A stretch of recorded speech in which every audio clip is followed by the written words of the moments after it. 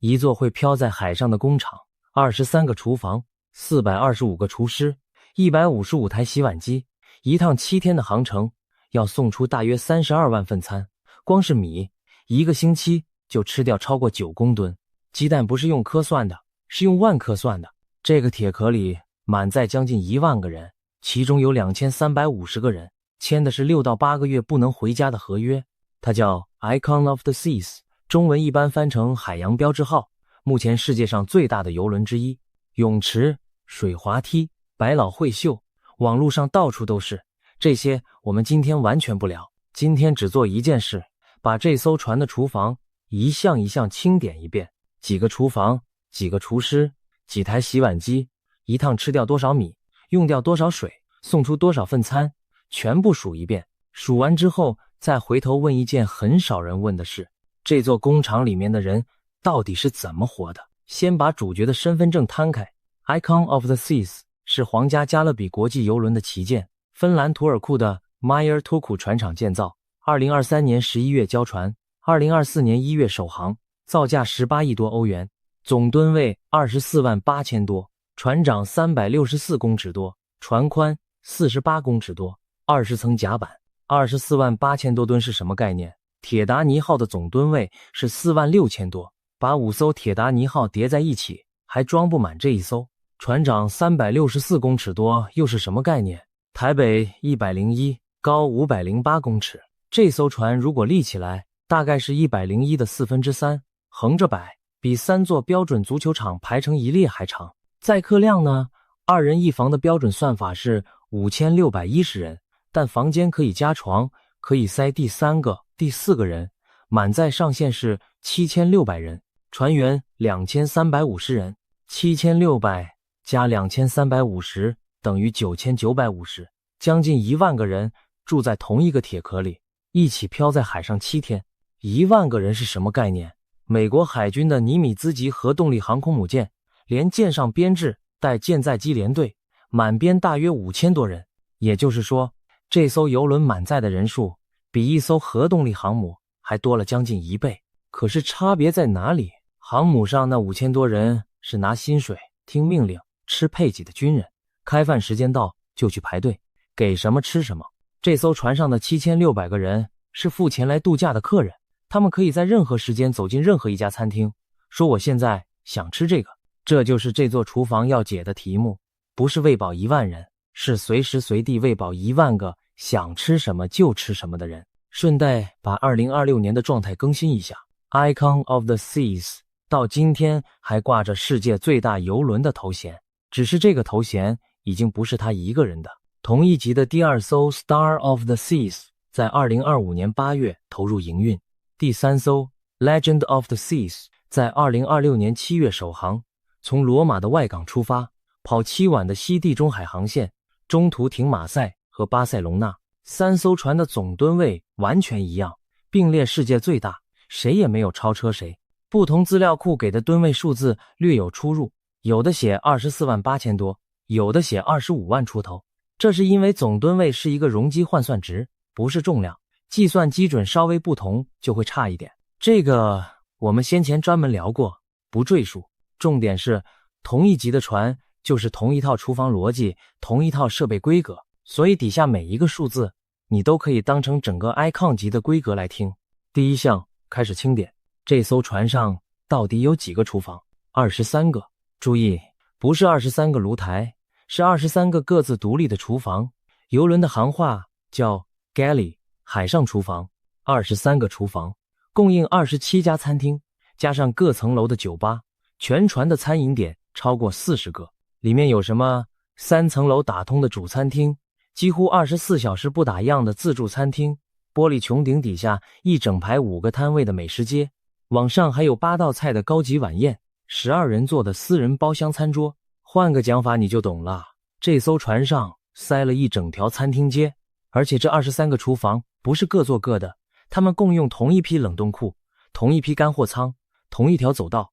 邮轮圈把船员层那条贯穿全船的走道叫 I-95， 名字借自美国东岸那条洲际公路，主仓库和备料厨房全部挂在这条路上，位置在第2层甲板。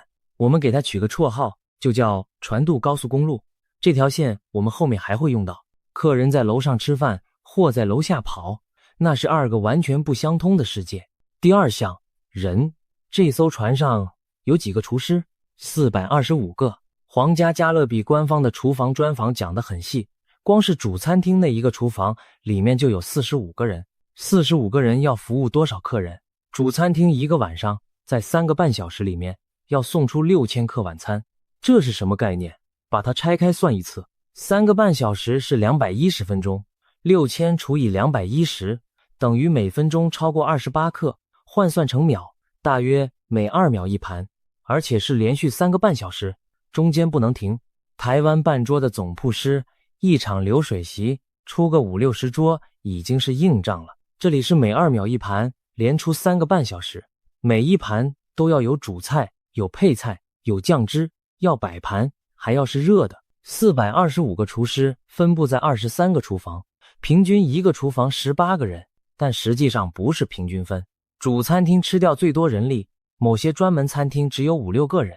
再补一个对照，同集团比较旧的 Symphony of the Seas 有说法指出是280个厨师，36个厨房。Icon 的厨房数量少了10几个，厨师人数却多了将近一半。这代表什么？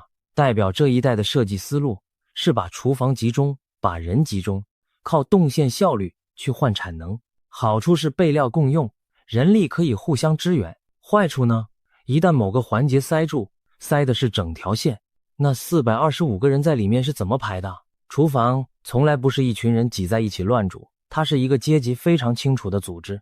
最上面是行政主厨，他管的是全船23个厨房的菜单、成本、人力调度。他一天可能一道菜都没有亲手煮，但每一张采购单都要经过他点头。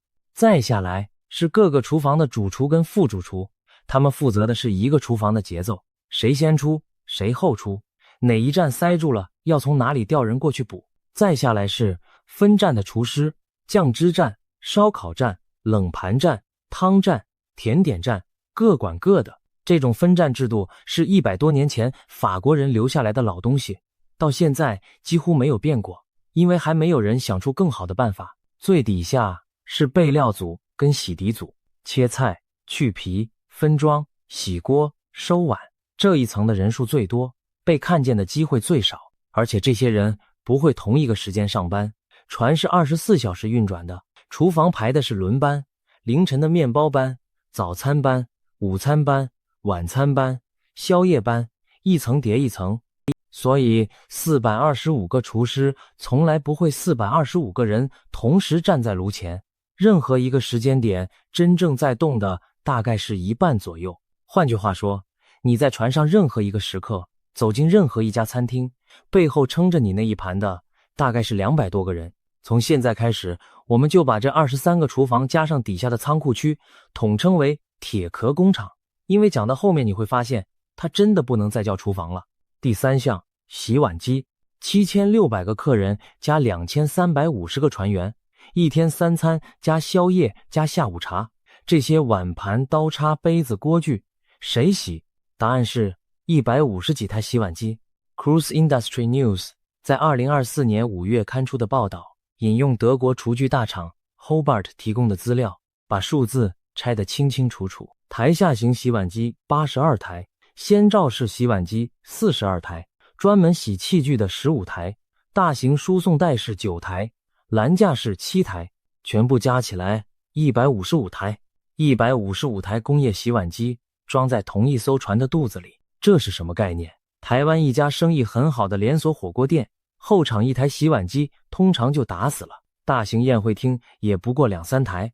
155台等于把一整条餐饮街所有店家的洗碗机全部拆下来塞进一艘船，其中那9台大型输送带式最关键，碗盘放进方形洗篮，排上输送带，自动送进机器喷洗、冲淋、烘干，另一头出来就是干的，1小时能跑掉几百篮。9台同时开，就是晚餐尖峰的洗碗产能。同一篇报道还提到2024年4月，美国卫生单位登船抽检这整套洗涤设备，通过检查。这件事的重要性我们等一下会回头讲。除了洗碗机，船上还装了60套瑞士 ELRO 的烹调设备，一锅可以煮上百公升的倾斜式煮锅，大型油炸槽、蒸煮台，总共60套，23个厨房，425个厨师，155台洗碗机，60套工业级煮锅。看到这里，你应该同意了，这不是厨房，这是铁壳工厂。不过铁壳工厂跟陆地上的工厂还有一个更根本的差别，陆地上的厨房地板是不会动的，这艘船会晃，风浪一大，整艘船会前后起伏，会左右摇。楼上的客人觉得那是体验的一部分，楼下端着一锅滚油的人可不这么想。所以海上厨房的每一件东西都要先解决一个陆地上根本不存在的问题，东西不能跑。炉台外缘有挡条，锅子放上去会被卡住，工作台面四周有一圈凸起的边，汤洒出来只会积在台面上，不会直接淋到脚上。层架上的锅具用弹性绳固定，推车有刹车，停下来就要踩。油炸槽是最麻烦的一项，滚烫的油在槽里晃，晃出来就是烫伤。所以船上的油炸设备多半做成深槽加盖，油量抓到某个高度就不再往上加，宁可炸得慢一点。地板也不一样，船上厨房的地板是防滑钢板或者特殊涂层，而且会做导水槽，水泼出来马上流走，不会积成一层又滑又油的膜。还有一个很少人会想到的细节，船在晃的时候，人也在晃。一个厨师站在炉前8个小时，脚下的地板一直在做很小幅度的移动，他的身体必须一直微调重心，这件事本身就在消耗体力，而且是无感的消耗。有跑过船的厨师形容过，刚上船的头2个星期最难熬，不是因为工作量，是因为身体要重新学会怎么站着。所以同一份工作，在陆地上和在海上，累的程度根本不是同一件事。讲到这里，一定有人要吐槽了。我们把最强的那个反驳摊开来讲，反驳是这样的，规模这么大，425个厨师要喂1万个人，那东西一定是预制的，一定是岸上中央厨房出来的料理包，一定难吃。所谓海上最大厨房，讲穿了就是最大的一座自助餐工厂。换成是你，会怎么判断？这个质疑有一半是对的，对的那一半是，这种规模不可能每一道都现点现做，每2秒一盘，要达到这个速度，备料一定提前完成，酱汁提前熬好，肉提前分切，配菜提前汆烫。出餐当下做的是最后一段的组合跟加热，这在餐饮业叫大批量备制，是全世界都一样的标准做法，没什么好遮掩的。但另外一半就不对了。第一，那60套 ELRO 倾斜式煮锅，那9台输送带洗碗机，不是为了加热料理包而装的，他们是为了让现场能大量的煮，大量的洗。设备投在现场，代表大部分烹调动作还是发生在船上。如果真的全靠岸上出料理包，这艘船根本不需要23个厨房和425个厨师，只要一批大型微波炉和200个服务生就够了。第二，看那张采购清单的结构，80种以上的蔬菜，40种以上的水果，要分批次控制熟度的香蕉，每个星期补一次的莓果和香草。料理包不会这样叫货，料理包只会叫成品香数，不会有人在意香蕉黄到第几阶段。一张块计较香蕉熟度的采购单，代表下游真的在处理生鲜。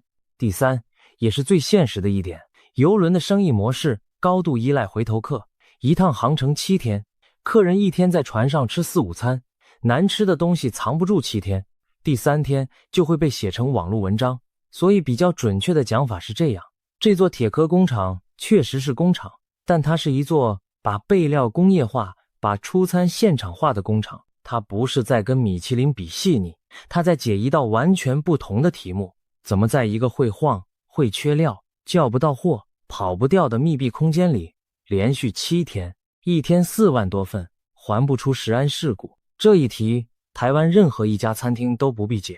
第4项，出餐量。一趟航程，这座铁壳工厂总共要送出多少份餐？先讲清楚，皇家加勒比没有公布过官方总数，底下这个数字是推算，不是官方数据。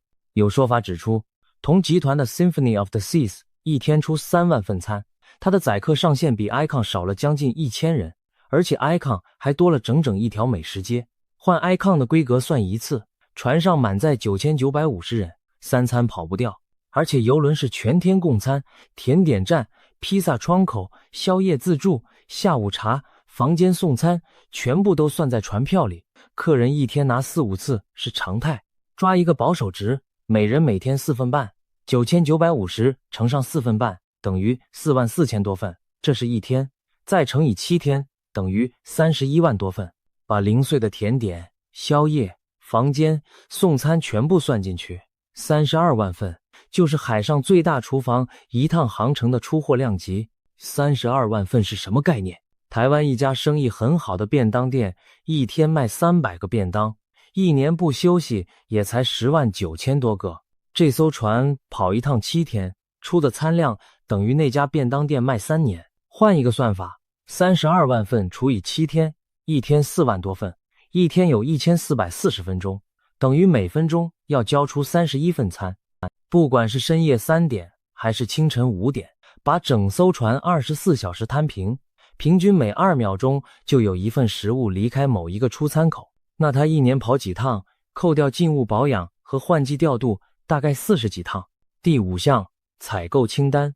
一艘船1个星期到底要吃掉多少东西？皇家加勒比的厨房专访给了几个 icon 的实际数字。船从迈阿密开出去的时候，载着超过13万磅的食物，大约59公吨。一趟航程用掉2万磅的米，大约9公吨。上等肋排2500磅，大约1134公斤。米这一项拆开看，2万磅米大约9070公斤。台湾超市一包家庭装白米是3公斤，等于3023包。一个4口之家，3公斤米大概吃1个礼拜，3023包，就是连续吃58年。58年的米，这艘船7天吃完。那其他品项呢？ Icon 没有公布完整清单，但同集团的 Symphony of the Seas 有。这艘船载客上限6680人，规模跟 Icon 很接近。一趟7天要准备的是这样：鸡蛋6万颗，鸡肉4400公斤，牛肉6800公斤，马铃薯9070公斤，面粉5715公斤，鲑鱼1133公斤，龙虾尾952公斤，薯条2267公斤，培根2404公斤，咖啡豆680公斤，香槟450箱，水果40种以上，蔬菜80种以上。还有一个非常邮轮的数字，披萨窗口的尖峰产能1小时3200片。1小时3200片是什么概念？台湾一家生意很好的连锁披萨店，一个晚上尖峰时段做2300片就已经忙到翻掉。这里1个小时就是那家店10几个晚上的量，而且只是船上其中1个窗口。面包也是同样的逻辑，邮轮的面包房几乎不关，因为面包不能提前7天做好放住。船上的做法是每天现烤，凌晨2-3点开始揉面，早餐时间第一批出炉，下午再烤一批给晚餐用。也就是说，当楼上的人在睡觉的时候，楼下的烤箱正是最忙的时候。我们挑几个换算成生活体感，鸡蛋6万颗，一颗鸡蛋大约60公克，6万颗就是3公吨半，一台3吨半的小货车跑一趟才载得完，而且整车全部是蛋，没有别的。台湾一间600个学生的国小，每天早餐1人1颗蛋，一学年上课200天是12万颗。这艘船7天吃掉6万颗，等于全校小朋友半个学年的蛋。牛肉6800公斤，一克牛排抓200公克，等于34000克。台湾一家生意不错的排餐店，一天卖100克，要卖将近1年。咖啡豆680公斤，一杯手冲用20公克，可以冲34000杯。有人形容全球最大邮轮的这张采购清单是1个星期吃掉1座小镇，这句话一点都不夸张。台湾一个人口3000人的小镇，1个星期的粮食消耗量大概就是这个量级。摊开来看，那不是一份餐厅的叫货单，那是一个乡公所的粮食调度表。不过这个比喻要再拆细一点，才看得出真正可怕的地方在哪里。一个3000人的小镇，粮食是怎么来的？靠几家杂货店，2-3间超市，一个传统市场，加上便利商店，每天分批进货，谁要吃什么自己去买，今天缺了明天再补。这艘船不是这样，这座小镇所有人1个星期要吃的东西是在同一个早上，从同一个码头一次全部搬进来的，而且没有第2次进货的机会。再换一个角度，一个3000人的小镇，如果某一天所有的店同时关门，居民还可以开车去隔壁镇买。这艘船在海上第4天的位置，离最近的陆地可能有好几百公里，所以1个星期吃掉一座小镇这句话，真正惊人的地方不在吃掉多少，而在于这座小镇的粮食调度只有1次出手的机会，而且这还只是7天的量。补一个更狠的，同一篇专访提到，船上随时备着足够跑3趟航程的食物，理由很实际，航线临时改道，港口因为天候关闭，在海上多漂几天，船上不能没东西吃。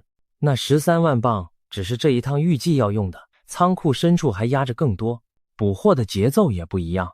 起司、香草、莓果这类娇贵不耐放的，每个星期上一次新鲜的；肋排、鱼这类冷冻品，2到3个星期才补一次。所以你这趟在船上吃到的那块鱼，很可能已经在冷冻库里躺了半个月。第6项，补给日本身。一个周转日，码头上要送进来大约500个站板。注意，不是500箱，是500个站板。米、面粉、鸡蛋、牛肉、生菜、龙虾尾、咖啡豆、啤酒，一层一层叠得比堆高机还高。这500个站板是怎么上船的？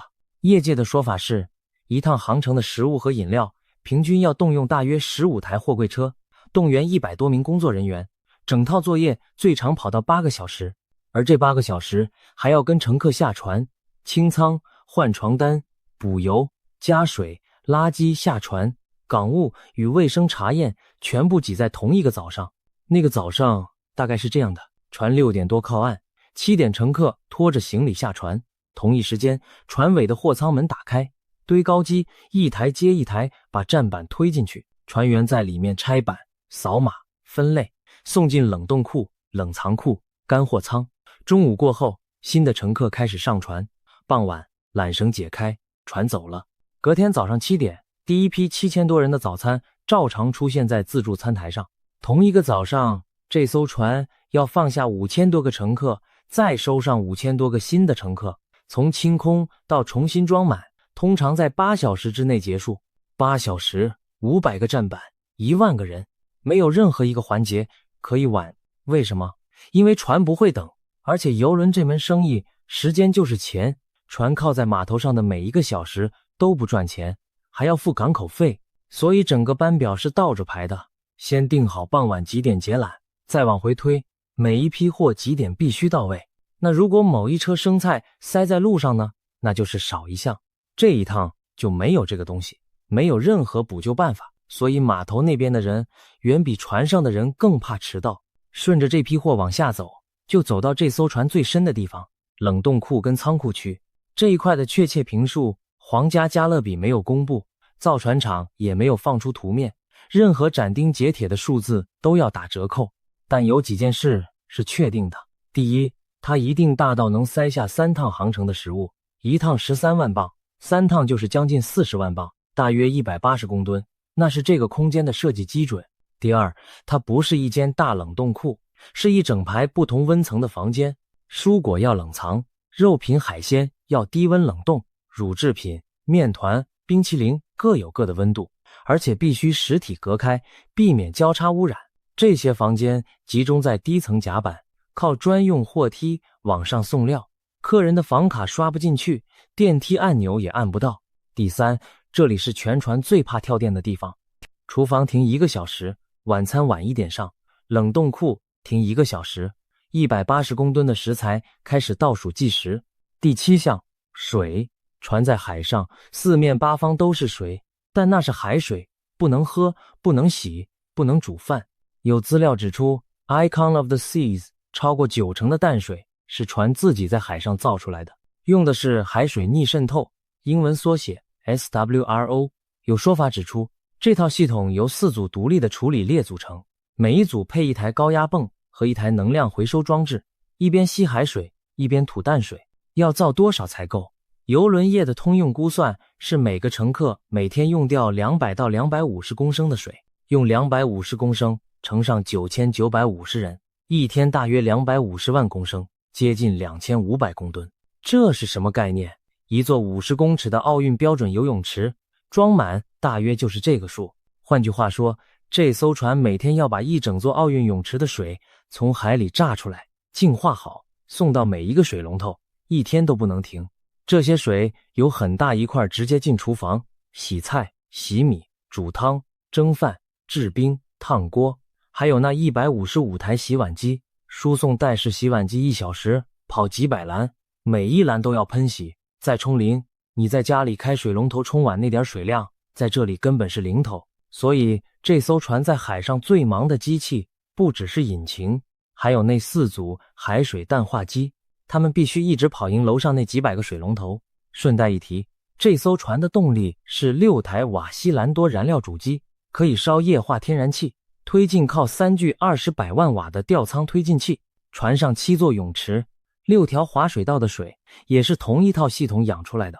第8项，吃不完的怎么办？一天4万多份餐，一定有剩下的去哪里？皇家加勒比在 Icon 上首度放进一套微波辅助热裂解设备，英文缩写 MAP， 把厨余和废纸板这类有机废弃物用微波加热裂解，产出合成气，直接回船上当能源烧。所以有说法形容这艘船的水上乐园，有一部分是被厨余喂出来的，另外一边是软体。皇家加勒比开发了一套系统，追踪每一家餐厅每一道菜的实际消耗量，再及时调整下一餐该做多少。这一趟课程是家庭多还是长辈多，上一餐哪一锅剩的最凶，通通进系统。效果呢，有说法指出 Icon 上大约 86% 的食物最后被实际吃掉。皇家加勒比集团先前设下的目标是把全船队的食物浪费砍半， 86%值不值得惊讶？值得。餐饮业的食材耗损一般抓1成到2成已经算控制的不错，而那还是在陆地上缺什么马上叫得到货的条件下。这艘船在海上，客人数量随机，口味随机，天气不好还会影响食欲，能把浪费压在1成4，靠的不是主厨手感，是资料。然而事情没这么简单，这里要讲第2个诚实的反方。有人会问，这 86% 是谁算的？是船公司自己算的，谁去验证？没有第三方公布过查核报告，而且食物浪费怎么定义本身就很有弹性。自助餐台上撤下来的整盘菜，如果转去船员餐厅，算不算浪费？备料时切掉的边角料算不算？进了 MAP 设备变成能源，算不算被利用？不同的算法会给出差很多的数字，所以比较诚实的讲法是这样，这套系统确实存在，设备确实装在船上，这是可以验证的硬体，但 86% 这个数字目前还没有公开资料能让外界独立确认。听到船公司公布的环保数字，保留一点空间永远是对的。第9项，卫生，这一项才是这艘船能不能开的门槛。1万个人挤在一艘密闭的船上，共用自助餐夹、电梯按钮、泳池、扶手，这是传染病最喜欢的环境。邮轮最怕的是诺罗病毒，一旦爆开，几百个人上吐下泻，整趟航程直接报销，而且会上国际新闻。所以美国疾病管制与预防中心，也就是 CDC， 设有一套船舶卫生计划，不定期登船突击检查，满分100分，86分以上通过，85分以下不合格。检查项目非常细，食物中心温度、冷藏库温度、洗碗机最后冲淋的水温、砧板有没有交叉污染、饮用水的余氯值。有记录指出 Icon of the Seas 在 CDC 的登船检查中拿过满分100分。前面提过2024年4月抽检的时候，那155台洗碗机也全部过关。为什么洗碗机是重点？因为工业洗碗机不是把碗弄干净就好，最后那道冲淋必须达到足够的水温才有杀菌效果，温度不够，碗看起来一样亮，但菌还在上面。所以检查员登船会拿温度计去测冲淋水的实际温度。155台，每一台都要达标，少一台，整艘船的分数就往下掉。这就是为什么155台不只是一个拿来吓人的数字，它是一条全船一起连坐的及格线。哪知道现实又反转了，满分不等于永远安全。CDC 的检查是抽检，是某一天某一个时间点的状态，拿满分代表那一天所有温度都对，所有动线都干净。但诺罗病毒的传播不一定从厨房开始，它可能从一个上船前就已经感染的乘客开始，经过电梯、按钮、扶手、自助餐夹传出去。换句话说，卫生分数管得住食物，管不住人。这也是为什么邮轮公司近年花那么多力气在洗手站、在自助餐区派人帮客人夹菜，因为真正的破口常常不在那155台洗碗机上，而在客人自己的手上。再补一件很多人不知道的事，上船之前，每一个乘客都要填一份健康声明，有没有发烧，有没有腹泻，最近几天有没有呕吐。听起来像是走个形式，但船公司是认真的。如果填了有症状，可能当场被挡在码头，也可能被要求先去医务室。上船之后才出现症状呢，处理方式是隔离，人留在自己的舱房，餐点送到门口，直到症状结束，满一段时间才放行。为什么要做到这个地步？因为一艘船就是一个封闭的循环，空调共用，管线共用，餐台共用，一个人没挡住，2天之后就是200个人。这也是为什么厨房这一块反而变成全船管得最严的地方。真正容易出事的环节在别处，但只要事情发生，第一个被翻出来查的一定是厨房，有点不公平。可是这就是规则。最后一项，前面数的全部是机器跟食物，现在来数人。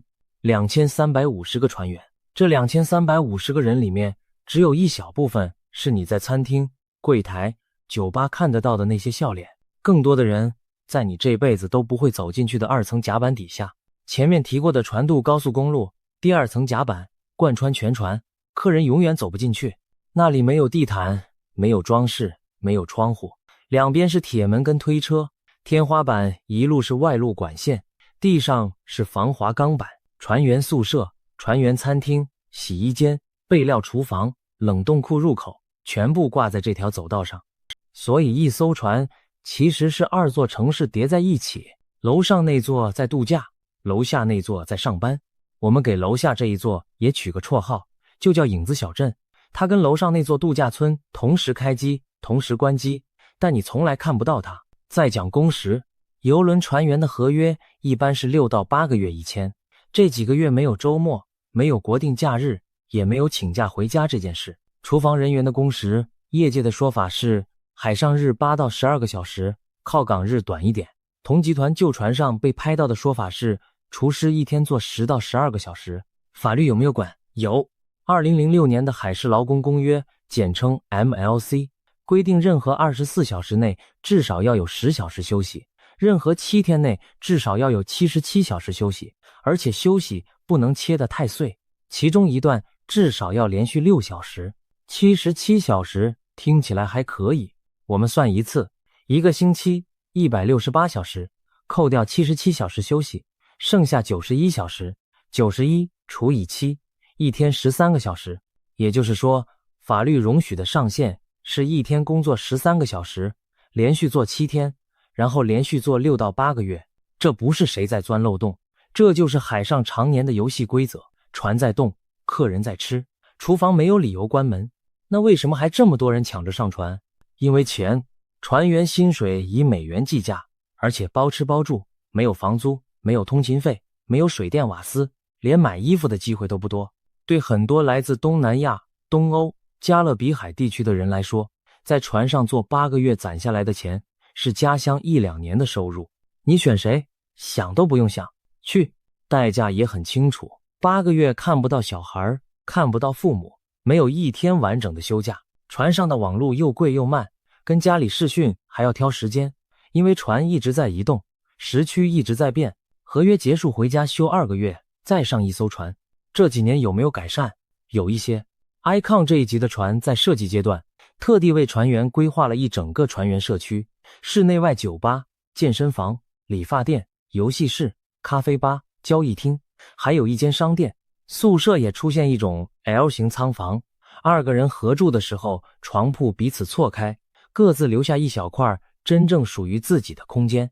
而且这些空间不是设计师关在办公室里自己画出来的。皇家加勒比找了不同职务、不同国籍的船员，跟建筑师一起坐下来设计。这件事在邮轮历史上其实不小。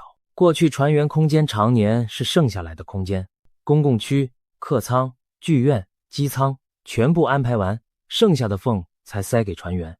愿意在设计阶段就把船员拉进会议室，算是一个转向。哪知道现实再次反转，这是第3个诚实的反方，也是最不舒服的一个。酒吧和理发店不会改变6个月合约的本质，也不会改变一天10几个小时的本质。它让那8个月好过一点，但没有让那8个月变短。而且要公平的讲，这些设施的使用时间本来就卡在下班之后那几个小时。一个做满12小时的厨师走出厨房，通常只想睡觉，不会想去健身房。所以比较准确的说法是这样，船员社区是真的存在，也真的有人在用，这不是宣传照，但它改善的是休息品质，不是工作总量。这2件事不能混为一谈。讲了这么多制度，不如把时间轴拉开，看一天实际上是怎么过的。底下这一段是把公开访谈里的说法拼起来的一个典型日子，不是任何一个特定的人。凌晨2点多，面包房的灯先亮，面团前一天晚上就已经备好，这时候要分割、整形，送进发酵箱。4点半，早餐搬进厨房，自助餐台的蛋要在6点半以前备到足够的量，因为7点以后人是用涌的。早上7点到10点，早餐尖峰，同一时间备料组已经在处理中午要用的东西了。10点半，早餐收台，午餐开台，中间那半个小时是换台、补料、换锅、换人，一件事都不能少。下午2点多，午餐结束，这是一天里唯一一段比较松的时间。有人回舱睡2个小时，有人去船员餐厅吃这一天的第一顿正餐。4点，晚餐备料全面启动，酱汁要熬，肉要分切，配菜要汆烫，冷盘要一盘一盘摆好。5点半，主餐厅第一轮开始，接下来3个半小时，每2秒一盘。9点，第2轮结束，厨房开始收，但收不完，因为宵夜台11点还要开。半夜，洗涤组还在洗最后一批锅子，而面包房的灯再过2个小时又要亮了。你把这张时间表看完，会发现一件事，这艘船的厨房其实一天都没有关过，它只是在不同的时段换上不同的人。楼上那座度假村关灯的时候，影子小镇正在换班；楼上那座度假村醒过来的时候，影子小镇已经做了4个小时。把清单收一收，23个厨房，425个厨师，155台洗碗机，60套工业煮锅，一趟航程13万磅的食物，2万磅的米，一个星期6万颗蛋的量级，一天将近2500吨的淡水，90%以上是自己在海上造出来的。一趟7天，超过30万份的餐点 ，CDC 登船检查拿过满分，还有2350个签了6到8个月合约的人。回到那个补给日的画面，迈阿密港，清晨6点，码头上500个站板，那500个站板只看一眼就是一堆货，但把上面所有的数字都装回去，再看一次，它其实是一份非常具体的清单。接下来的168个小时里，这1万个人要吃的、要喝的、要用的盘子，全部都在那里了。堆高机把他们推上船之后，舱门一关，船就走了。走进大海之后，这艘船跟陆地唯一的连结就是无线电和卫星。缺一箱米，没有人可以帮你送过来；坏一台冷冻库，没有厂商可以上门维修；少一个厨师，也补不了人。所以这座铁壳工厂真正夸张的地方，其实不是它有多大，是它不能失败。陆地上的餐厅今天出包，明天可以休息一天，重整旗鼓。这艘船不行，它每2秒要出一盘，一天4万多份，连续7天，中间没有1秒可以喊停。而且船上将近1万个人正看着它，钱都已经先付过了。讲海上最大的厨房，讲来讲去，讲的都是那些吓人的数字。可是把数字全部拿掉之后，剩下来的是2350个名字。他们住在你走不进去的那座影子小镇，在第2层甲板上，替楼上那7600个度假的人把每一天过成一模一样的节奏。早餐照样准时出现，中午的披萨窗口照样1小时3200片，晚上主餐厅照样每2秒一盘，然后洗完最后一批碗，关灯，睡几个小时，明天再来一次，再来一次，总共200多天。